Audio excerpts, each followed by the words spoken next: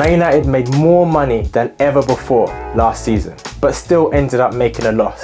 How does that even happen? Let me, Football's Chartered Accountant, explain. So Man United have recorded record revenue numbers for the 24-25 season. They brought in £666.5 million last season. But one thing to know is that this £666.5 million comes from a wider group of companies listed on the New York Stock Exchange.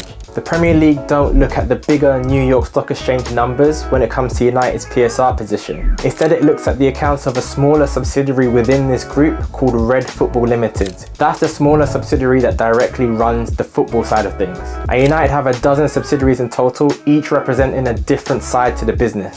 So when you see these big headline results, remember that they represent the whole group in total, not just the football side. Now back to the numbers themselves. United brought in £666.5 million in revenue, and there are two key standouts here. Commercial deals still remain a huge strength for this club. Deals including the Snapdragon shirt sponsor has generated over £333 million.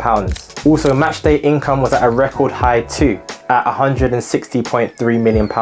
So record revenues were hit, but there was still an overall net loss of £33 million, which is the 6th year in a row that United have made a loss overall. So that's the headline, but underneath the surface, United have made considerable improvements to their cost base. The operating loss, which is the core football business, so things such as wages, staff and day-to-day costs, that loss actually shrank from £69 million of a loss the year before to £18 million of a loss last season. This was largely due to those Ineos cuts that we've all seen reported.